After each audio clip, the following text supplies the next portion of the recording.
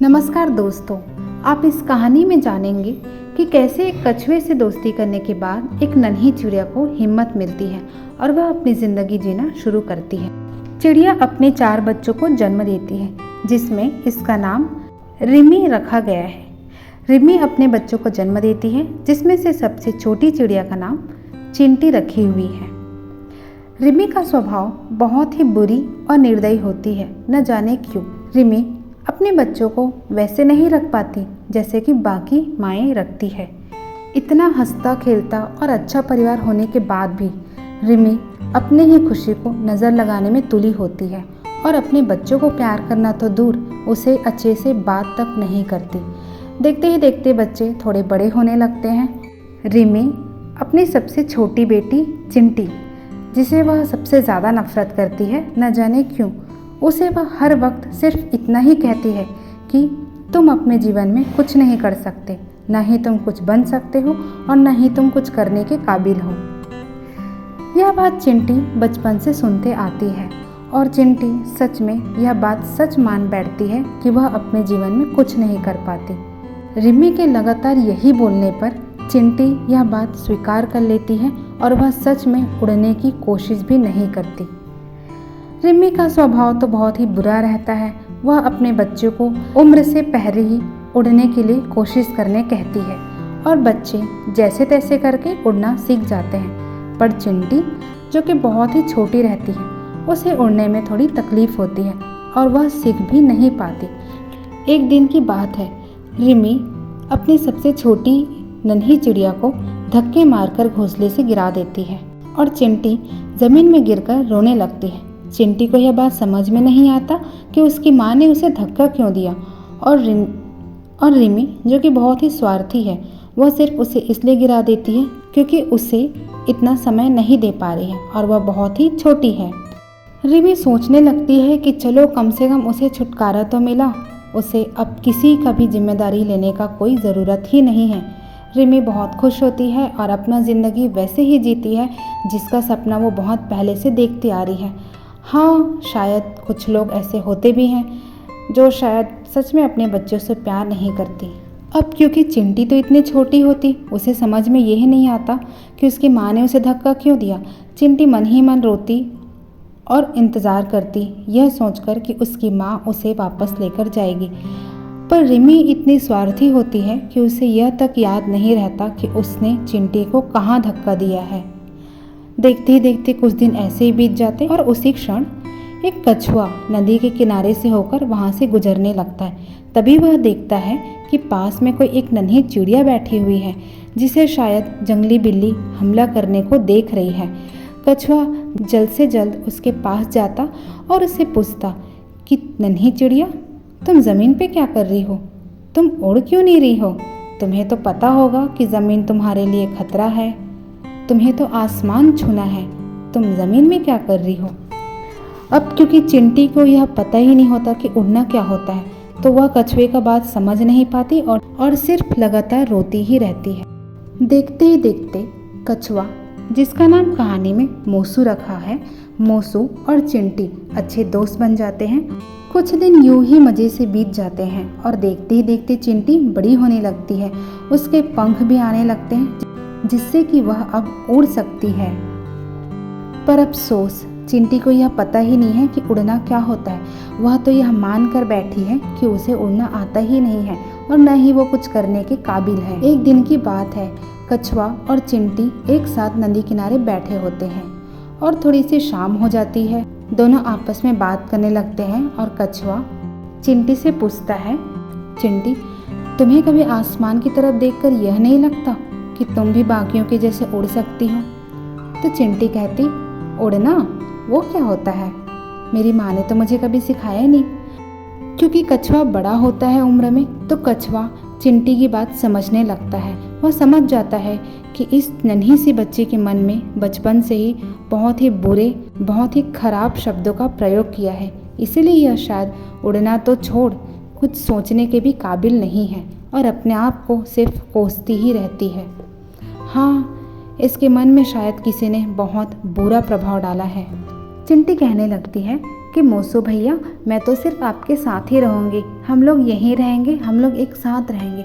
फिर मोसू थोड़ा सा मायूस होता है और चिंटी से कहता है, चिंटी मैं यहाँ पे, तुम्हें पता ही मैं यहाँ पे क्यों रहता हूँ। मोसू कहता है, हाँ शायद, अब तो मुझे भी यही लगता है कि यही मेरा घर है, क्योंकि मुझे भी नहीं पता कि मेरा घर कहाँ है। चिंटी एकदम से मोसू की तरफ देखती और कहती, नहीं पता? नहीं पता का मतलब क्या होता है भैया, ये आपका घर नहीं है? तो मोसू कहता कि कहानी बहुत लंबी है मेरे दोस्त, अगर बताऊं तो शायद तुम्हें ज़्यादा दुख लगे।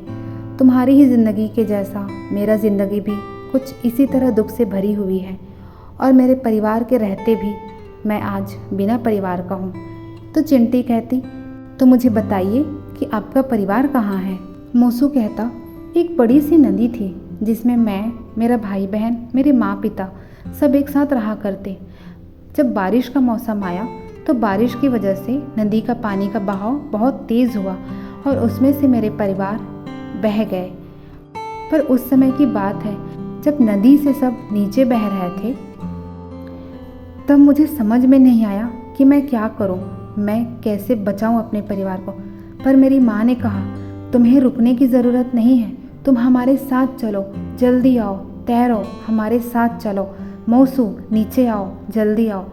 और मैं एकदम से घबरा गया। जब ये हादसा हो रहा था तो मैं समझ नहीं पाया कि मुझे क्या करना चाहिए, मुझे रुकना चाहिए या जाना चाहिए।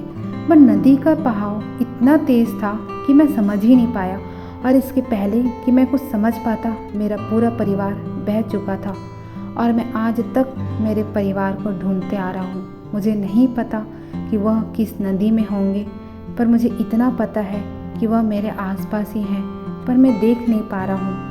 उस दिन से लेकर आज तक मैं हर नदी, हर किनारा, हर गली, हर तरफ सिर्फ जहाँ पानी मिले मैं उधर तैरता हूँ और देखता हूँ, और हर बार सिर्फ यही सोचता हूँ कि काश मैं उस दिन अपनी माँ का बात सुन लेता और हिम्मत करके उस पानी में छलांग लगाता।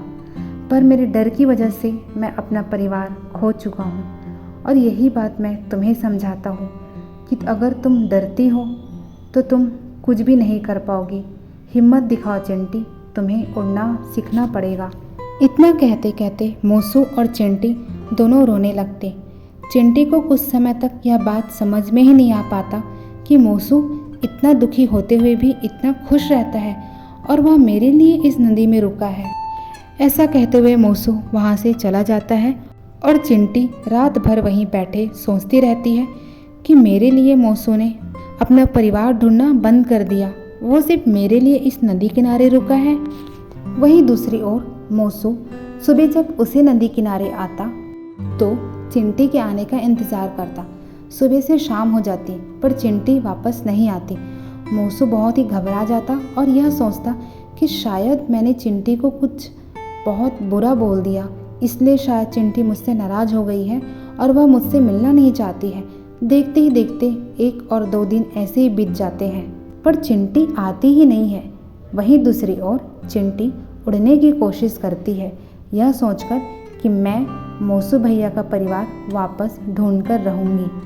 ठीक 2 दिन बाद शाम के समय चिंटी उड़ते हुए मोसू भैया चिल्लाते आती है, और मोसू एकदम से देखकर चौंक जाता है कि क्या वो यही चिंटी है जो 2 दिन पहले उड़ना तक नहीं जानती थी।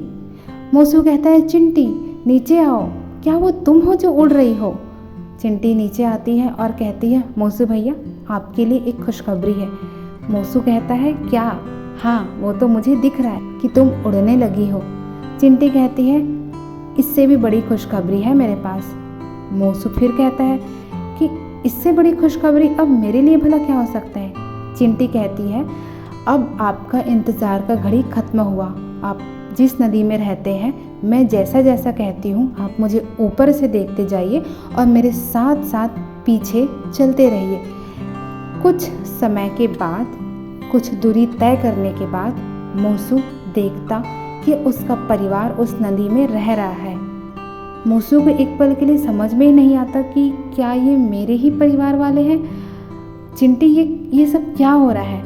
चिंटी झट से उड़कर नीचे आती और सोमो से कहती, भैया यही तो है आपके परिवार जिसके बारे में आप मुझे बताए थे, और आप 2 महीने से अपने परिवार को ढूंढ रहे हैं। आपने जिस नदी का रास्ता बताया था, मैं उसी नदी से उड़ना शुरू करी हूँ, और सिर्फ आपका दुख को देखकर मुझे उड़ने की हिम्मत मिली। तो आप खुश नहीं हैं भैया? मोसू, चिंटी और मोसू के पूरे परिवार एक दूसरे से मिलकर बहुत ही खुश होते हैं, और मोसू अपनी माता पिता को, अपने भाई बहन को बैठकर चिंटी की सारी कहानियाँ सुनाते हैं। सभी मज़े से खुश होते हैं और कहानियाँ सुनकर मज़ा लेते हैं। चिंटी मोसू की माँ को सारी कहानी बताती और कहती कि माँ, मुझे हिम्मत पता है किससे मिला? सिर्फ मोसू भैया से। मोसू भैया ने मुझे इतना हिम्मत दिया कि मैं उड़ना शुरू कर दी, और आज मैं सिर्फ मोसू भैया की वजह से ही आप लोगों को ढूंढ पाई।